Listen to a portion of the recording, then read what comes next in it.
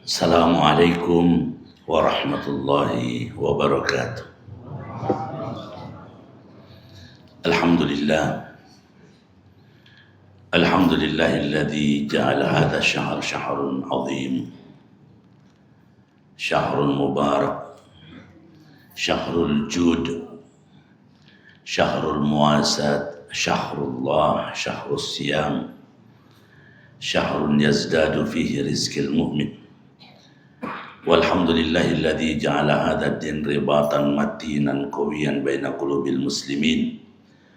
Wa asyhadu an la ilaha illallah wa asyhadu anna Muhammadan abduhu wa rasuluhu al-mab'utsu rahmatan lil alamin. Allahumma shalli ala Muhammad wa ala alihi wa ashabihi ajmain. Amma ba'd.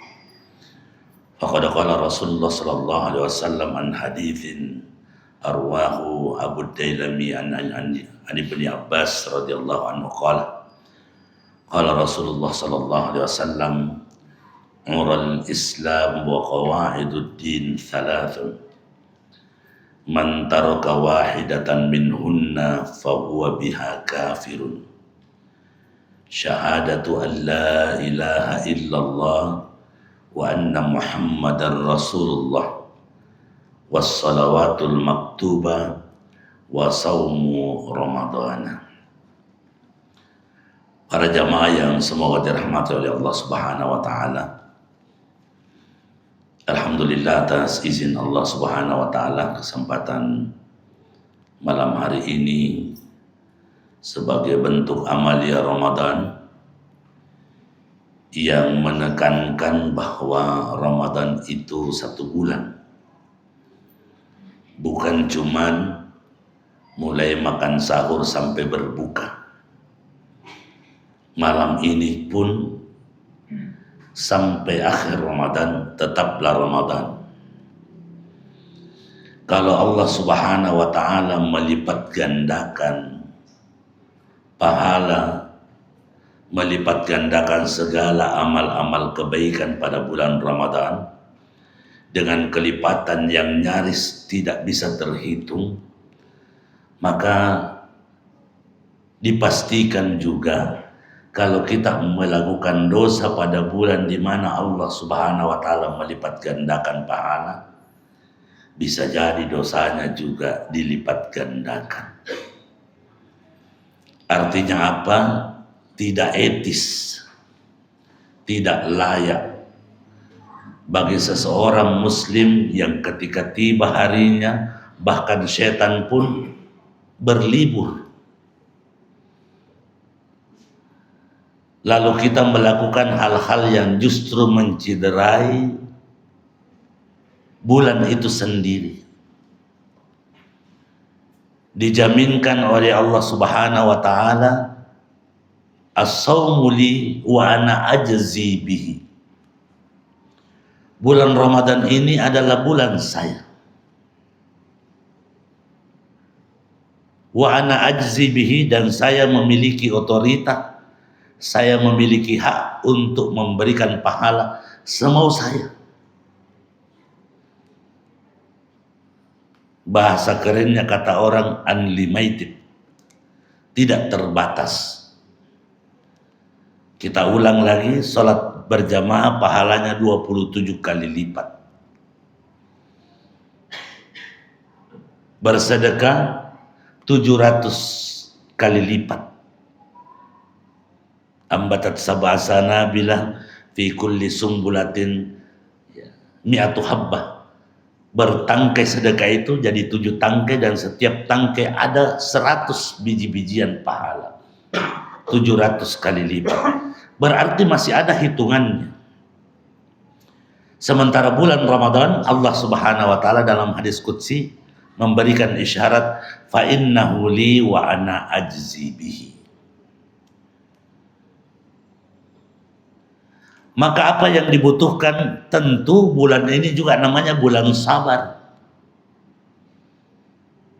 Kebiasaan-kebiasaan yang 11 bulan kita lakukan mesti ditahan untuk tidak dilakukan.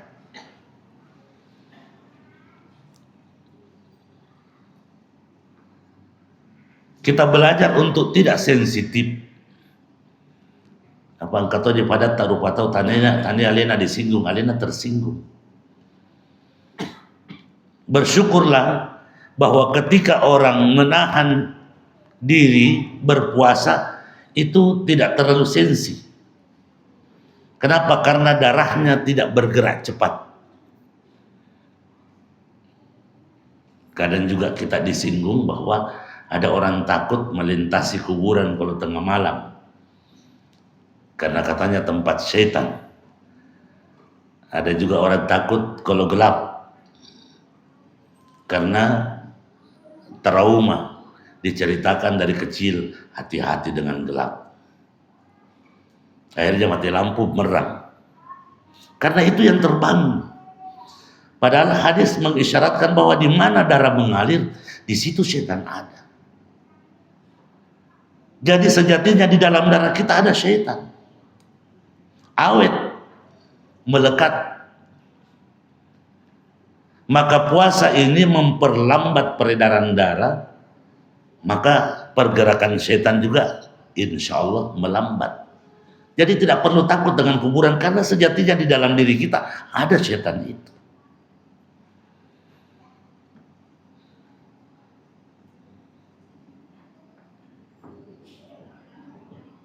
Sebuah pertanyaan sederhana dalam sebuah riwayat bahwa di awal Ramadan setan ini memanggil semua hulu balangnya, pasukannya, ayo kita pergi, tinggalkan Ramadan ini, tidak ada gunanya. Dia namakan riba syai, dia namakan riba rumah mai. Kenapa? Bulannya mereka, lisan mereka selalu basah dengan doa. Pandangan-pandangan mereka berisi pandangan-pandangan yang sejuk. Nyaris tidak ada waktunya selain mengaji. Maka siwian pertanyaannya, apakah betul kira-kira kita seperti itu? Atau jangan sampai, mohon maaf, justru semakin Ramadan semakin fatal. Jadi napanya sila ada madomi. Padahal dia nak kena pugau kisah 10 set diulang. Enak sekali rasanya sambil menunggu waktu. Alasannya menghabiskan waktu. Saya dalam sebuah kunjungan safari Ramadan di Kecamatan Sinjai Tengah, kira-kira jam 5 sore saya mampir di salah satu pos-pos. Agak 7 jam. Asik sekali sambil menunggu waktu. Lempaden. Saya sambil berkelakar, saudara, cobanya 4 Quran kau pegang, saya dimak baca 347, Masya Allah. Mereka tersenyum sambil berkata, saya demi masalah no sesargar, dia gak bisa mengaji kita masih mana paling. Tidak tahu ini yang salah siapa. Jadi pada dasarnya setan ini berazam untuk pergi, karena tidak ada gunanya kita digoda, tidak tergoda. Disuruh bergibah tidak mau, karena dia tahu ini puasa. Dipancing emosinya tidak terpancing. Tapi lambat laun justru kita yang memanggil setan untuk kembali. Ke sini dulu, goda-goda dulu kita. Semakin Ramadan, enak sekali anak-anak balap-balap. Kira-kira setan apa yang ada di ujung-ujung gas motornya? Baru habis sholat pokoknya tidur lagi. Bunyikan alarm. Alarm dia setel 5 kali sehari semalam. Cuma untuk membangunkan dia sholat. Dari subuh alarm setel bangun duhur. Habis duhur tidur lagi bangun asar. Di kalima dia setel alarmnya seolah-olah alarm cuma membangunkan dia untuk sholat. Rugi faham. Termasuk Al-Quran.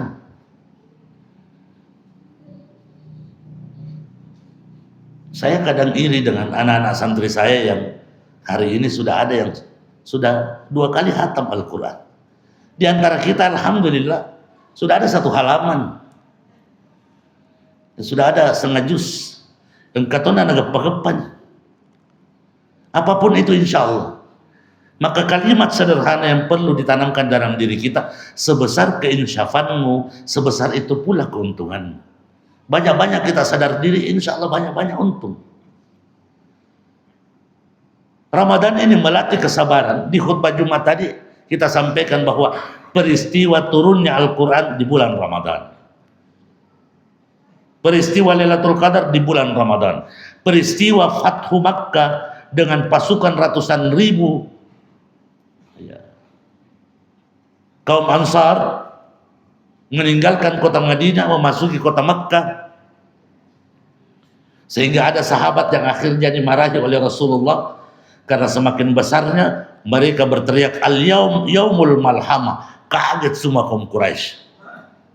Maksudnya kaum malhamah itu hari ini hari kita potong-potong daging, maksudnya daging manusia. Bergetar semua hati dan perasaan orang Quraisy. Balas dendam Rasulullah, kecil sekali kita sekarang, mate mana nih tahu. Maka dimarahi oleh Umar bin Khattab, lalu diganti kalimat itu dengan kalimat al-yaum yaumul marhamah.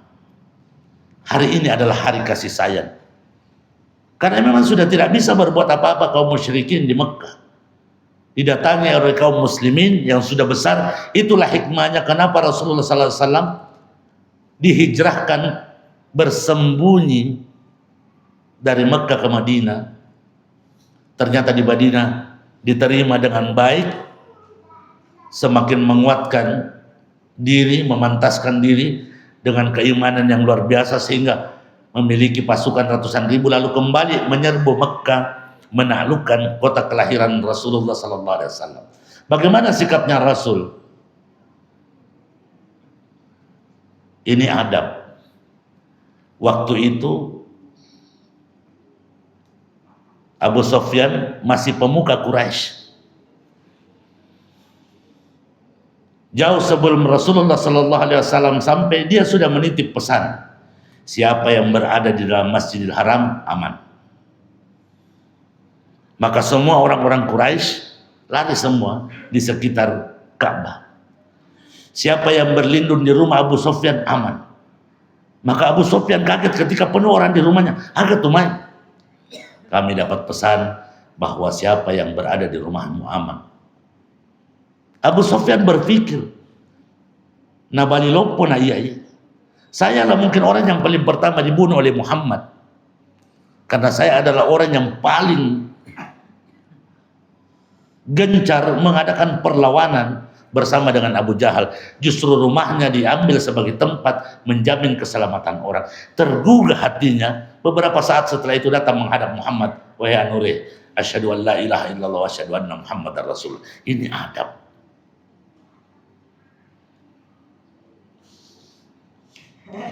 Ini adab yang luar biasa. Maka pertanyaan sederhananya, ada orang di akhir Ramadan yang lalu sangat berharap dia sampai pada bulan Ramadan karena merasa mengajinya belum maksimal, karena merasa qiyamul lailnya juga masih belum maksimal. Maka di akhir Ramadan yang lalu meminta, ya Allah tafadhal qadir Ramadan taufiq. Meminta dengan sangat, meneteskan air mata. 1-2 hari sebelum Ramadan tiba sudah meninggal. Sementara mungkin di antara kita, ada di antara kita yang mungkin tidak berdoa. Ya, yang penting selesai, besok masih siaran. Ya, Ramadan sih. Maka sangat tidak etis ketika ada orang yang sangat mengharapkan sampai pada bulan Ramadan ini untuk memaksimalkan ibadahnya, lalu kita yang masuknya santai-santai, tidak memantaskan diri untuk melihat Ramadan ini dengan segala keberkahan. Dalam hadis Rasulullah SAW mengisyaratkan ural Islam wa qawaiduddin thalath. Sendi agama, pokok-pokok tonggak-tonggak daripada keberagaman ini ada 3. Man taraka wahidatan minhunna fahuwa biha kafir. Siapa yang sengaja meninggalkannya, maka dia memproklamirkan dirinya di depan Allah sebagai orang kafir. Yang pertama, syahadatu an la ilaha illallah wa anna Muhammadar Rasulullah. Ini persaksian. Kalau ini mau diurai, masih banyak yang terlibat. Kita meyakini kebesaran Allah Subhanahu wa taala, lalu di sisi lain seolah-olah kita mau mengelak bahwa ketika kita berdusta, ketika kita tidak khusyuk, ketika kurang orang yang melihat kita anggap agama itu tidak terlalu penting. Padahal kita yakin bahwa Allah melihat dalam segala segi. Karena konsep keislaman harus kafah. Harus kafah. Tidak boleh sebatas masjid saja. Begitu keluar dari masjid kita menganggap itu bukan ibadah. Justru setelah meninggalkan masjid, implementasi dari apa yang didapatkan di masjid ini wajib disampaikan. Wajib diteruskan. Jangan selalu bermimpi coba kita yang di sini mau masuk surga, ajak tetangga, ajak keluarga, sampaikan. Ingatkan. Karena suatu saat pasti akan dipertanyakan kemana ilmu itu. Apakah terbatas di kita atau nyampe ke orang lain? Karena di antara kita ada yang beranggapan bahwa tugas dakwah cuma milik para ustadz. Padahal kita semua memikul amanah itu. Perintah ud'u ila sabili rabbika bil hikmah. Ini perintah kepada siapapun yang mengaku beriman. Teruskan, sampaikan, ingatkan. Karena akan menjadi tanggung jawab kelak di hadapan Allah. Di mana istrimu? Pakai hijab atau tidak? Kemana dia? Dia berghibah atau tidak? Anak-anakmu kemana saat sholat? Dipertanyakan. Wa asyhadu anna Muhammadar Rasulullah. Setiap saat disampaikan hadis, diingatkan dengan pesan-pesan dari Rasulullah. Pertanyaannya, apakah itu berlaku di kalangan masyarakat kita? Di Sinjai ini dalam 2 bulan terakhir ada yang saudara tiri saling tikam, di Sinjai Selatan saudara kandung saling bunuh, ada yang anak tirinya dihamili, yang paling terakhir dari kecamatan Sinjai Barat anak kandungnya yang dihamili.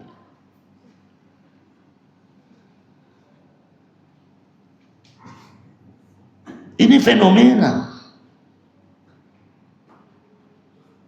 mendidih rasanya. Kalau tugas dakwah cuma milik para ustadz, apa kapasitas kami untuk sampai ke sana? Maka kita tertuntut, termasuk pemerintah, selalu dielu-elukan, dibesar-besarkan bumi pendeta kita, bumi pendeta kita. Anak kandung sendiri. Dan setelah itu biasa-biasa saja. Seolah-olah tidak terjadi apa-apa. Kita tidak paham bahwa efeknya luar biasa. Kalau terjadi kemungkaran tidak bisa dengan kekuasaan, dengan lisan, dan upayakan jangan sampai coba dengan doa. Kita punya kemampuan, ada pemerintah daerah. Saya ada beberapa teman-teman kepala desa, Anda kan punya anggaran. Coba itu ustadz-ustadz diberdayakan, panggil satu dusun, duduk-duduk ceramah di situ, bermusyawarah. Jangan habis kiri kanan dengan laporannya luar biasa. Karena sekarang orang tidak butuh realisasi, yang penting laporannya mantap, aman, walaupun tidak ada realisasinya. Pak Yamir Kalimatullah Paris. Ini baru konsep syahadat. Selalu dislogankan baldatun thayyibatun wa rabbun ghafur. Bagaimana daerah ini akan baik dan Allah mengampuni kalau orang-orang yang ada di dalamnya memberikan kesan tidak butuh pengampunan. Wa'udzubillah min dzalik. Itu yang pertama. Wassalawatul maktubah, dan salat-salat yang wajib. Begitu prinsipilnya, sebagai objek yang paling pertama ditanya Allah Subhanahu wa taala pada hari kiamat nanti, maka sholat ini tidak ada alasan untuk tidak dilakukan. Tidak bisa berjamaah sendiri, Tidak bisa sendiri, berdiri, duduk. Tidak bisa duduk, baring. Tidak bisa baring, isyarat. Selebihnya bawa ke masjid, disolati. Ada yang baru ingat mungkin beberapa hari yang lalu, lakukan, laksanakan. Karena menjadi hal yang sifatnya prinsipil. Yang ketiga, wasaumu Ramadan. Tidak ada alasan untuk tidak siap. Kalaupun toh perjalanan, kalaupun toh sakit, ganti.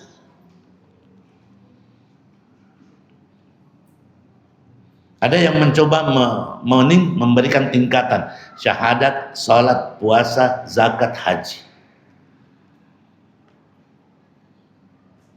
Salat nomor 2, puasa selanjutnya.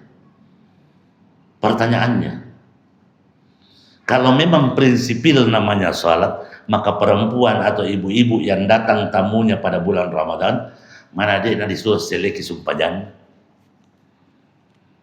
Kenapa yang disuruh ganti cuma puasanya?